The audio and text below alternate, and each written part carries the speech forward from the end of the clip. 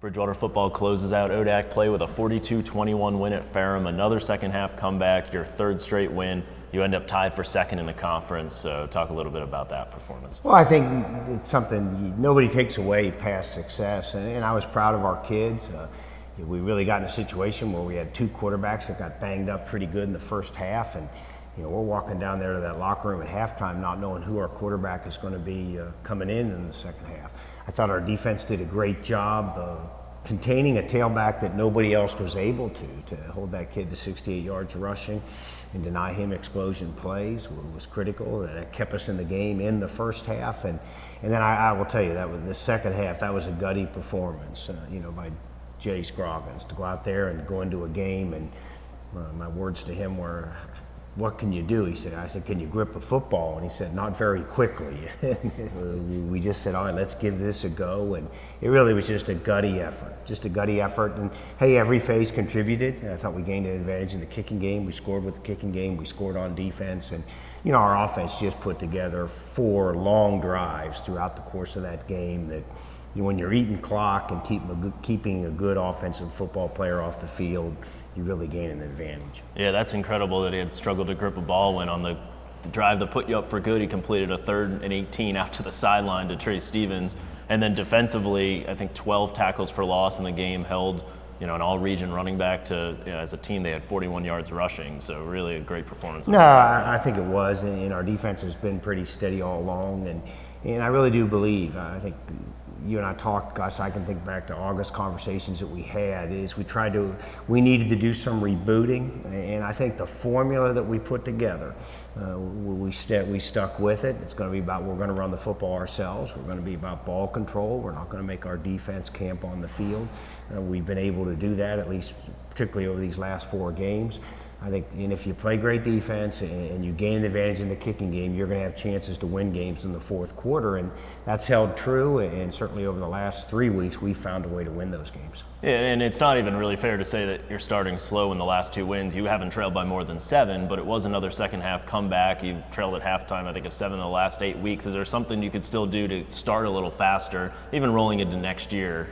I'll give that some thought, maybe to avoid 2-hour and 30-minute bus rides before games, but that's a Division III, that's a budget issue right there. But I don't know. I think sometimes you can overanalyze it. But I will say this, when you went into that locker room, even at halftime, because I think most of the kids were aware we had some issues, potentially at the quarterback position. But there really is not panic. It's like, okay, here's what we got to do to get back into this football game. Our defense went out, stopped them in 4 plays to start the second half, and then, we got things going on the offensive side of the ball. So I do think it's a game that there's enough balance in this league. I'm not going to get a lot of Emory and Henry opportunities. I understand. I got to live with that. Probably isn't what we're going to get here this Saturday, but I do think there is something to having a group of kids in a locker room or in a sideline that things might not be perfect in the fourth quarter starting, and they'll say, we've been here before. Somebody will make a play, and on good teams, that's what they do. Yeah, so you do have this one more game against North Carolina Wesleyan. Doesn't count in the ODAC standings, but I think it is pretty important for this program. You could finish with a winning record at 6-4. You had players and coaches coming off that field talking about, one play against Randolph-Macon and you'd be ODAC champions. And I think that there's a really good vibe now with the team, and they feel like they can compete at the top of this conference next year. On the other side of the field, they're going for their first 6-4 season since 2010. They were in the mix until 2 weeks ago for their conference championship. So I think a lot to play for just in terms of moral victories for them as well. So what are we looking at for this weekend's final matchup? I think it goes back to very similar to what the Ferrum situation was. I mean, we're playing a team that has a reason to play too. We're going to get them at home here, which hopefully that's an advantage for us. But I do think anytime you put speed on the field, which North Carolina Wesleyan has a lot of, when you have experience at the quarterback position, which they do, I think that's always a dangerous combination. And McKinney, their wide receiver, is one of the better wide receivers in Division III. We're going to have to go out, contain speed, stop explosion plays, and get our offensive situations settled in here too. We're going to go out and line up and play. And I met with the seniors on Sunday night, and basically I'm asking, how do you want to handle this? How do you want to handle this game? Thinking, well, we're going to treat it like a bowl game, or we want to treat it. They said, Coach, we've got a formula that has been doing us well over the last month. We don't want to change. We don't want people around that don't have something really invested in the football game. And so I was kind of glad to hear that. It made our job a lot easier. It's like, okay, let's just keep doing what we're doing.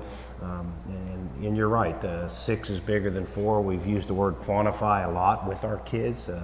That being said, in December, we're going to look back and say, we did some things this year we had to do for the program, regardless of what happens on Saturday, but certainly finishing on that win, that'd be some nice icing on the cake. And, momentum's real, even if it's going into the off season. That's what we're chasing here on this Saturday. For seniors, it's about legacy, and I'll be grateful for those 12 kids.